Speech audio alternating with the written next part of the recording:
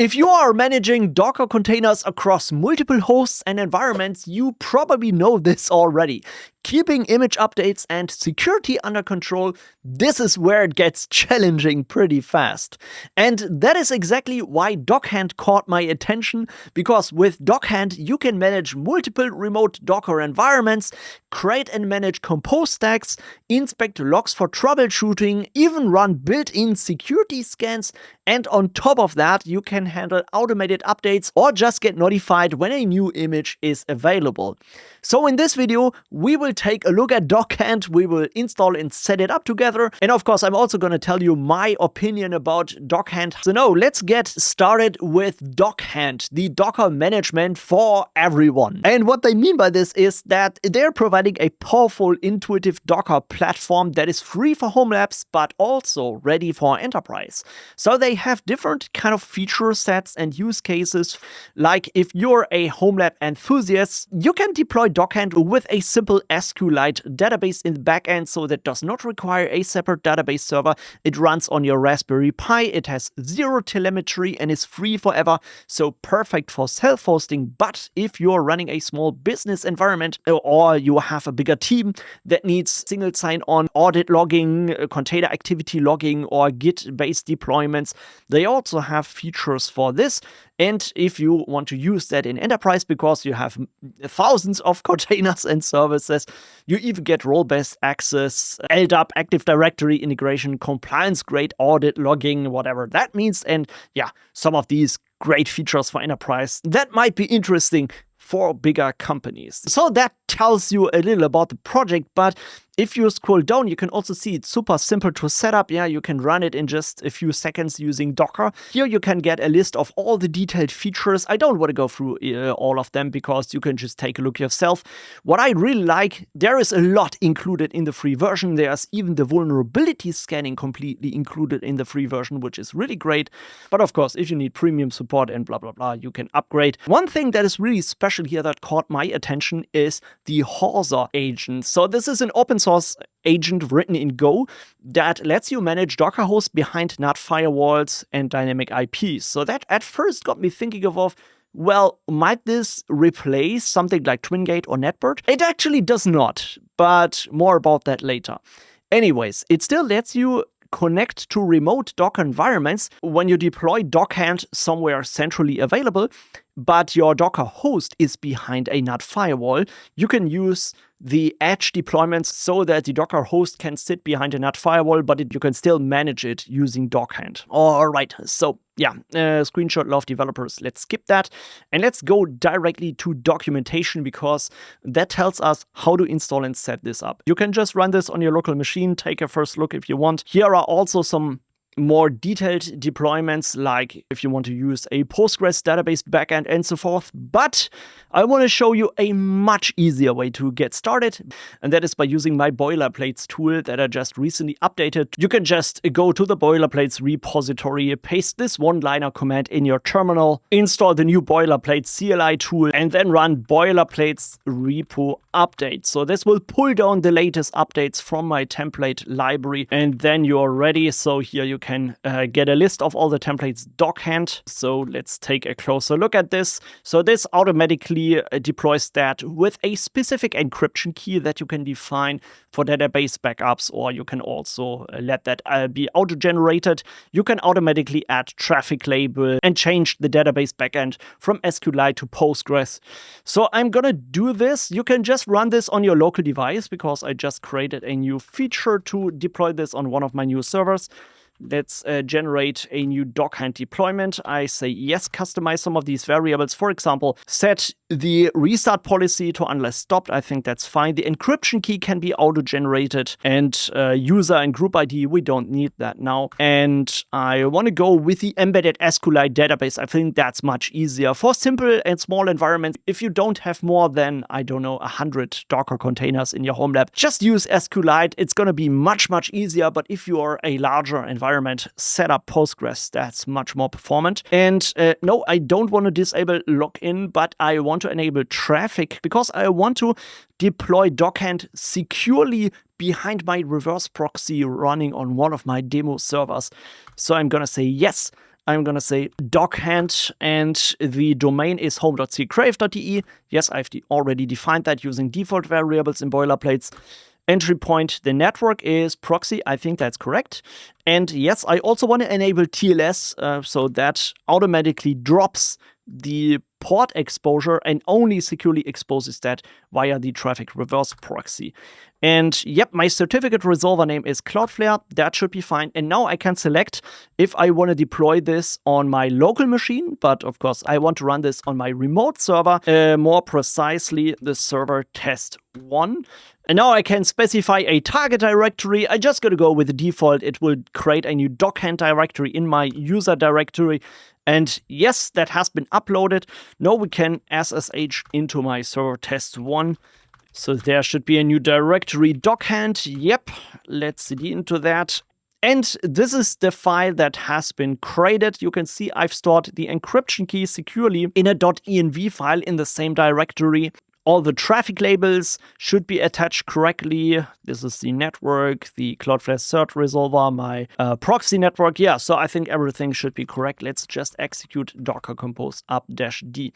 Of course, if you don't want to use my boilerplate CLI tool, you can still just use the officially maintained compose examples if you want to do that. And now let's open a new browser window and let's connect to dockhand.servertest1.home.ccrave.de. So that should take us to the Dockhand setup. So it's really as easy as that to set up everything. Okay, good. So this is Dockhand. By default, you don't see any environment because we haven't connected anything yet.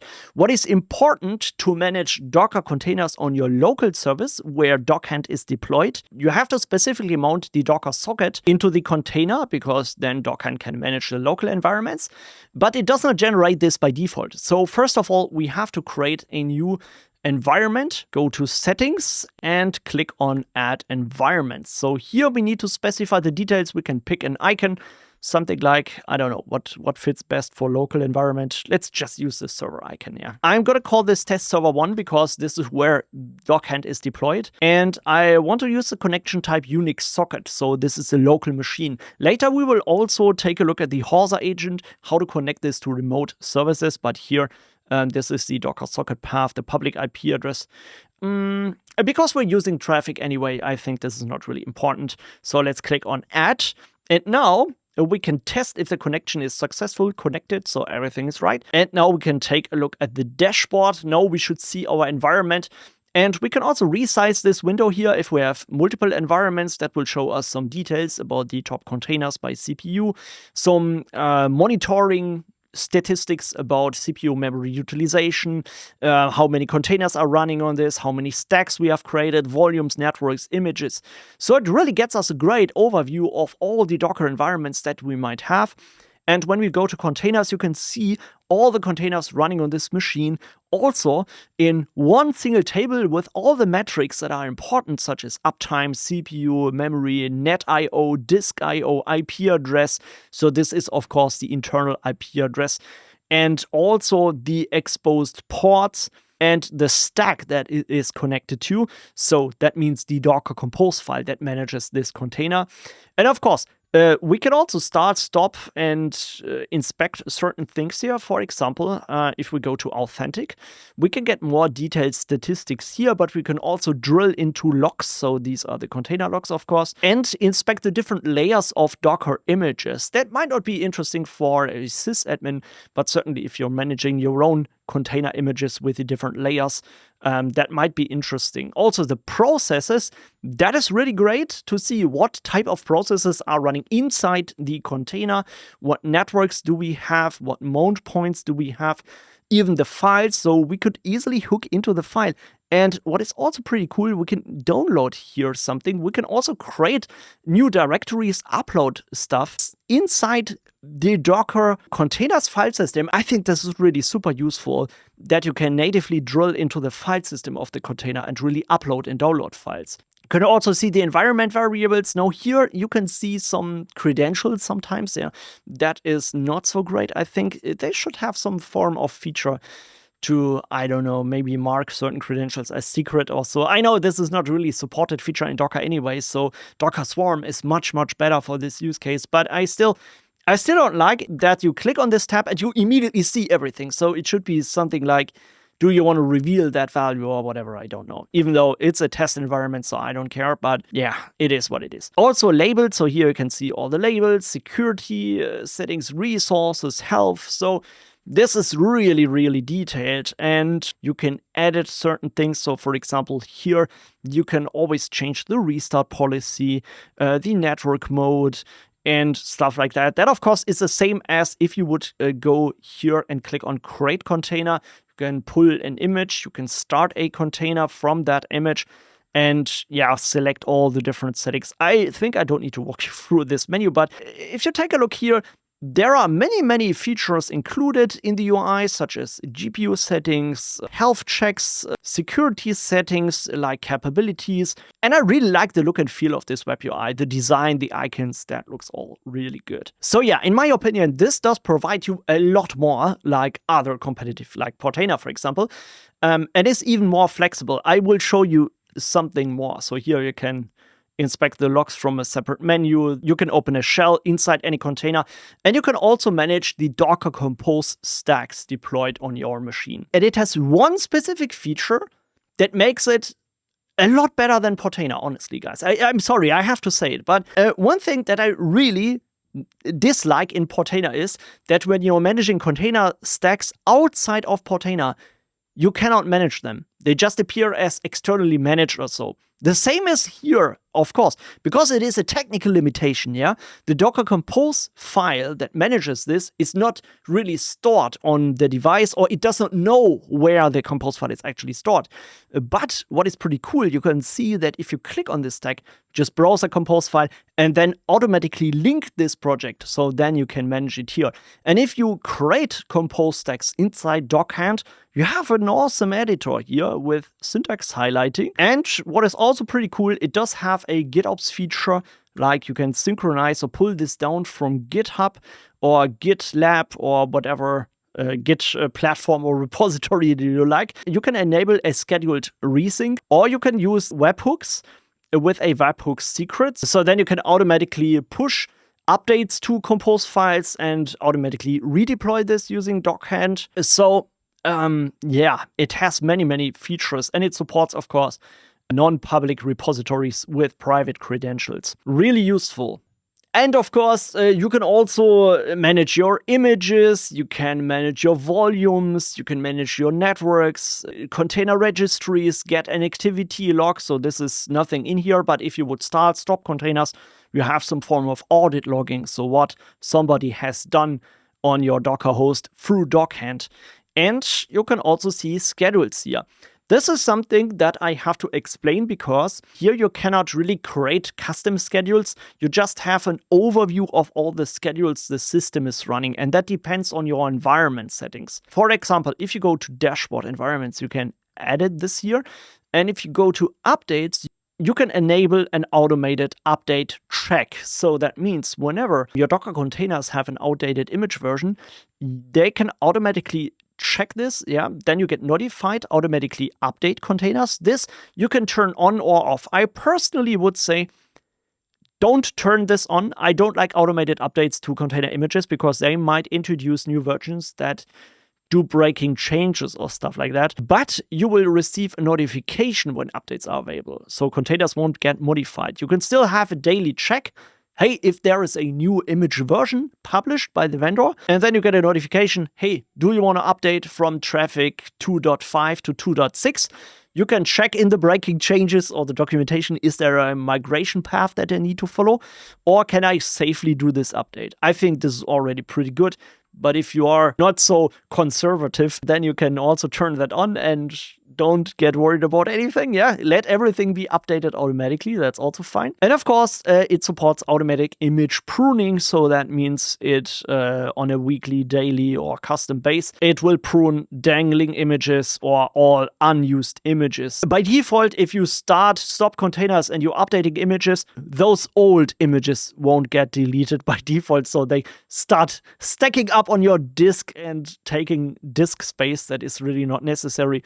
So I would certainly always enable image pruning. All unused images or dangling images only, that's a decision you need to make for yourself. But I would certainly enable these two settings at least. Have your Docker hosts being cleaned up and get notified about any updates. So that is really amazing. Even if you don't automatically check for updates, you can do that manually. And then it's checking and notifying you, here, okay, for example, this network container has a new image, and you can easily just update them all.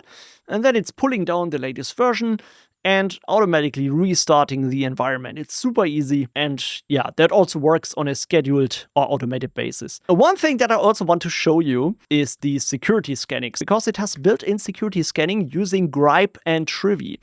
Gripe, for example, this is a specific vulnerability scanner for container images and file systems. It is a free and open source tool. That's also the reason why it is not included in any business license, so you can just use that. And it also supports Trivy, which is the second familiar project, more this all-in-one security scanner that might give you some insights into binary artifacts, container images also, but also Kubernetes clusters and misconfigurations. So more like other dependencies and stuff, while Gripe is a little more focused on Docker. So I certainly would say just enable both, then you get more vulnerabilities found. And the interesting part is that these vulnerability scans, at first, when you save this, I was a bit confused. Where do I see this now? Because under containers, you don't find anything. But this is always done automatically when you update images, because security scans don't really run on the actual workloads on your server. These are container image scanners, so they scan the dependencies and the libraries included in these images, not the processes in the actual workloads. So therefore, you can run these scans automatically. When you pull down a new image, it will find security vulnerabilities and tell this to you. Or if you inspect the images on the actual servers and run a security test on these. For example, if I want to run a security scan on Authentic, for example. Yeah, let's pick, or Traffic. Traffic is a bit smaller. Let's pick our Traffic. You can click on the small security icon here, and that now starts scanning these images, pulling down the latest artifacts. First of all, it scans it with Gripe, and then later with Trivy, and then you will see the results. All right, so that is complete now. And yeah, don't let yourself be worried by the vulnerabilities found. As you can see here, there are over 100 security vulnerabilities found in the Traffic container image. 2 of them are critical, which sounds pretty bad. 29 are high, 20 are medium, 2 are low. And yeah, at first you might be worried about this, but actually it really depends on the actual impact and what is the security vulnerability. Because that is one thing that you have to understand. Even though it sounds critical, it doesn't mean that the impact is actually relevant to the service applications. Sometimes these are also dependencies from other libraries and programs that the developer of the application is using. By the way, I can also do a security vulnerability scanning at Dockhand myself. So let's see if it finds something on their own image. That would be really funny, but yeah, that would probably demonstrate how these tools should be interpreted. And yeah, that is what I thought actually. So you see a lot less vulnerabilities, but 2 critical ones, one for the Docker CLI. Just because you find 100 security vulnerabilities does not mean that your server or your application is insecure. It just means that some of these libraries or packages inside the image might have security vulnerabilities that might be critical or could be exposed in a specific way. So therefore, when you go back to dashboard environments, and you go to automated updates, once you start adding security vulnerability scanning and you do update checks and automatically update your containers, there is a new setting that says block updates with vulnerabilities. And here the default is never block. You can certainly define or decide any vulnerabilities or critical or high, but just as you have seen, like almost every Docker image has at least high or critical vulnerabilities. So that would basically disable all updates. So therefore, I would say, and by the way, this is even mentioned in the official Dockhand documentation, right? Pick never block or more than the current image, because that actually means, all right, we know about every security vulnerability in the current version, but if something new might be applied during an update, that is where we would want to pay attention to, right? But again, if you disable this setting, it's basically your job and you're doing the updates manually anyways. And then you can always go into these images, scan them, and yeah, then decide if you want to install them or not. Honestly, guys, my personal opinion on this is more like a business enterprise feature. You really cannot keep up to all the updates and always verify everything. This is completely crazy. So I honestly think 99% of all the HomeLab people will just ignore this and not do any security hunting. I think it is still incredible that we have this in the free version. Yeah, don't get me wrong. I think security is important and it's an important feature. But on the other hand, I think it doesn't add so much value to a usual HomeLab use case. I think this is more for the experts and the software developers, people that develop and test these images, just want to have their environments clean and want to get notified about any finding. And there it is important. I think for HomeLab people, you can turn this on, but I know you guys, you most likely will never touch this. But yeah, that's just my personal opinion. Okay, guys, so one more thing that I want to show you is how to connect remote using Hawser, because this is one of the features that I think is really cool. So if we click on Add Environment, here we can choose the Hawser agent or the Hawser Edge. There is a quick install script that we can use. So perfect. Let's copy this and let's log into my remote server and let's just paste that in. That's installing the latest version of the Hawser agent. And then we can just use sudo systemctl start Hawser. First of all, I would certainly go in the etc. Hawser config file, because here you can define a few settings. Like here you can configure the Docker socket that it connects to manage this, the standard port. So if you're using the Edge mode, you have to comment this out. I would certainly, in production environments, configure TLS with self-hosted certificates. But you also need to make sure if you're configuring TLS certificates, you have to update or upload them here when you select protocol HTTPS CA certificate for self-signed one. So otherwise, the Dockhand will not trust the CA that signed the self-signed certificate for the Hawser agent. Anyway, I think most of us HomeLab guys probably won't mess around with this. You could also certainly use VPNs to connect your remote environments, so then you can probably also use HTTP, it's fine, and add an agent token. At least it is a little more secure. So let us just add our secret token, secret. So let's restart. By the way, it does not have a restart command, so let's stop Hawser and let's start it. All right. So no, it should be up and running. You can check with the systemctl status is up and running, listing on port 2376. All right. So let's add our environment. I will just use, I don't know. Let's use this here. Test server 2.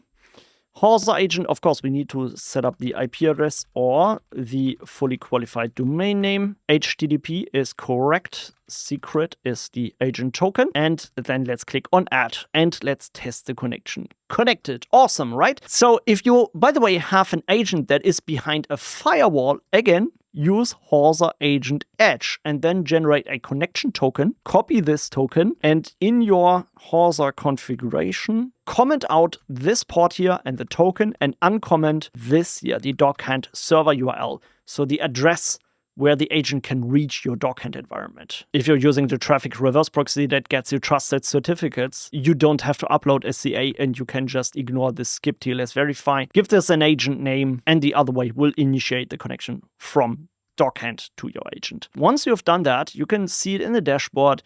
You can resize it, you can drag and drop it to really build your own custom dashboard, see everything at a glance, and then you can jump into the different environments, manage containers, and basically do all the other stuff as well. You can check for updates, you can create and edit containers, create stacks, and when you want to switch an environment, just go here and switch that, and yeah, that's all you have to consider.